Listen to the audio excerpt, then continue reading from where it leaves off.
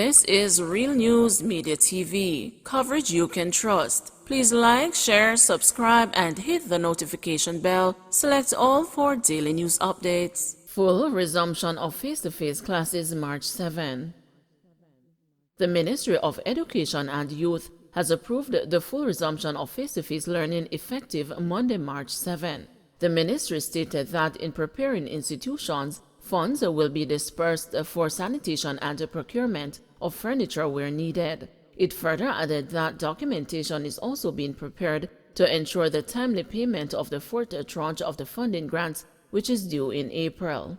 The ministry in a bulletin said that school administrators are being reminded that all institutions must be approved by the Ministry of Health and Wellness for in-person classes. The 3 to 6 feet social and physical distancing condition has been relaxed, which means that classroom seating can be arranged to reflect the usual spacing of desks and chairs prior to the coronavirus COVID-19 restrictions.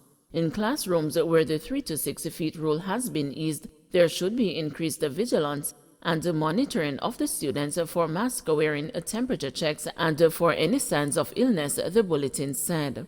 As part of the requirement for the full face-to-face resumption of schools, administrators will continue to use the isolation centers where there are signs of illness and continue to work closely with health professionals, including parish health inspectors. They should also prepare a space and use the protocols to isolate and treat students and staff who may become ill or show symptoms of the COVID-19 virus. In addition, wash stations must be installed in strategic locations as guided by the Ministry of Health, and the staff, parents, and students should be resensitized about the safety protocols, the ministry said.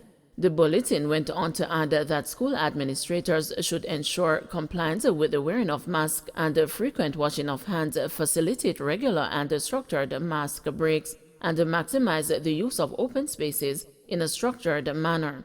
It added that people who enter the school grounds each day should have their temperature taken, with only those with temperatures at 37 degrees Celsius and below receiving entry. However, where the temperature is 37.5 degrees Celsius to 37.9 degrees Celsius, the person must be isolated for 5 to 10 minutes and the temperature rechecked. To ensure safety of students and the staff at each institution, regular cleaning, disinfecting, and sanitizing of school buildings, classrooms, and other facilities must be done prior to the resumption of school and according to a daily routine while school is in operation. In addition, schools are advised to organize the blitzes to ensure full vaccination of all stakeholders. Son dies after making plans to visit mom. It was a conversation unlike any they had enjoyed in recent weeks, so Berlin Black Hartley and her son, Ryan Parry, were eager after they spoke on February 23 to spend time with each other. Parry promised to visit her 3 days later at her home in Bog Hole, Clarendon. He never made it. A day after they spoke, he died in a car crash along the Discovery Bay Main Road in St. Anne. My friend to hear the Thursday morning that he died. It's sad to think that he was coming to see me and he will never show up. Only who feels it knows it, because I'll know I haven't eaten and I just can't control my tears, Black Hartley told the news. The plan was that when he come on the Saturday, we would kill a pig and cook, and he was also going to bring some down to where he lived, she added. Parry died along with his children's mother, 40-year-old Karen Farragon, while their 11-year-old son Jabari is among those who received the treatment at hospital. Reports are that they were among 5 people traveling towards Discovery Bay when the vehicle they were in allegedly overtook a line of traffic and collided with a silver Mercedes. The resulting crash took place about 8 a.m. When me just get the news, me hear that my grandson had died, but me thank God he's still alive. Myself and my daughter will have to take him and take the best care of him, said Black Hartley. The 57-year-old said she shared a tightly knit relationship with her son, and his death has been a hard blow. She recalled the great times that they shared while spending time at a Paris home in Runaway Bay, St. Anne. Me and my son share a good relationship. I was at his house for a year, and I can tell you that anything me ask him to do, him get it done. I never call that child and don't get him. Right now, it feels like one of my hand cut off because he was the one I could depend on for any little thing, like for money or so, she said. I never have a dull moment with him. Black Hartley said she has been relying on God to ease her burden. I have to just pray and ask God to carry me through, and every morning I do my devotion, she said. Firearm and ammunition seized in St. James. The St. James Police Division seized a 1 Glock 9mm pistol with a magazine containing 7 9mm rounds of ammunition during a joint police-military operation in Greenwood, St. James on Tuesday. Reports from the Barrytown Police are that about 11:45 p.m., lawmen were in the area when an open lot was searched and the illegal firearm was seen hidden under a rock in bushes. No one was arrested in relation to the seizure. District Constable held with illegal gun absent from work for 3 years. The district constable allegedly held with an illegal firearm in Seaview Gardens on Monday had not reported to work for more than 3 years and was not a paid employee of the Jamaica Constabulary Force. Head of the St. Andrews South Police Division, Senior Superintendent Kirk Ricketts, told the news that the constable has been detained. He is in my custody and I suspect he will be charged shortly for the weapon, Ricketts said on Tuesday. The gun, a Smith & Wesson .45 caliber pistol, was loaded with 10 rounds. It is reported that a police team was on patrol in the community of Seaview Gardens in St. Andrew when they saw a man seated on a wooden bench along the roadway.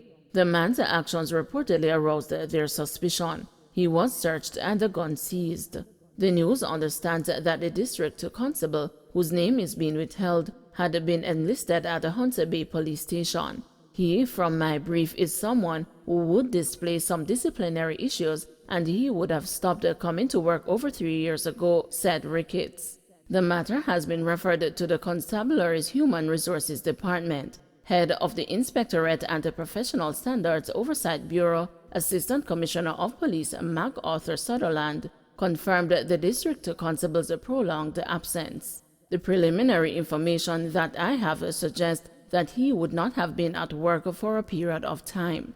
The specific period I am not aware of at this time, Sutherland said. We will have to get to the division and get his record and get other material. Farmer gunned down in Mount Pelier. A farmer became the latest victim of gun violence in St. James on Tuesday night when he was shot and killed by unknown assailants. The dead man has been identified as a 28-year-old Kemar Pigot from Blue Hole in Mount Pelier. Reports are that about 8:30 p.m., Pigot was walking along the road in his community when he was shot by a man armed with a gun. The police were subsequently alerted and Pigot was taken to the hospital where he was pronounced dead. New prison to have a special section for high-value inmates. The Ministry of National Security plans to reserve a section of a new prison to be built in St. Catherine for so-called high-value prisoners. National Security Minister Dr. Horace Chang disclosed on Tuesday that work is scheduled to begin on that section of the facility this year. Dr. Chang, speaking during the meeting of Parliament's Standing Finance Committee, disclosed that the new prison will be constructed on 300 acres of former sugar lands. He said a new batch of correctional officers will have to be recruited and trained to operate the facility. He added that the issue of prisoners ordering the murder of persons from behind the bars remains a major concern, despite the fact that increased sanctions for that offense were recently approved by Parliament. We have identified the lands out in the plains of St. Catherine. The sugar corporate has been quite generous. They gave us 300 plus acres so we can build a proper modern community. We are looking at, however, starting as early as this year, a small section for high security, high value criminals, which is still a challenge for us in terms of prisoners directing criminal activity outside of prison.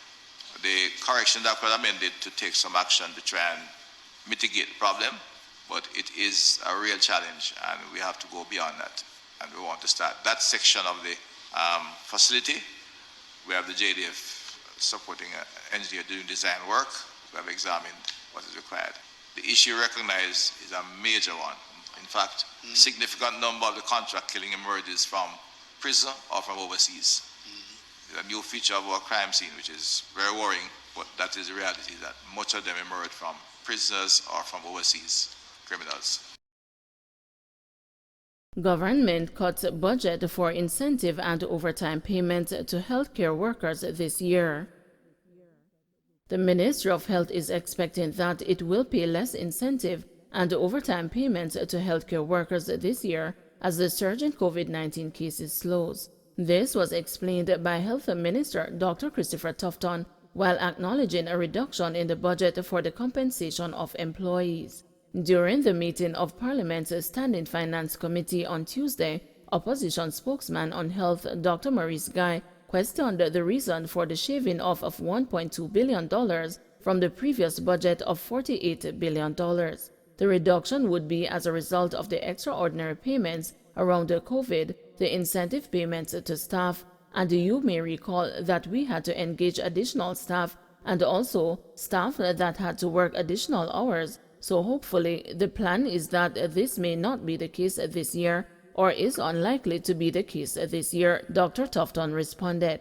He said additional healthcare workers who were employed in temporary positions over the last 2 years will be placed in permanent posts. That is a process that is still taking place, but that's the intention. So we will end up having a bigger cadre of healthcare workers.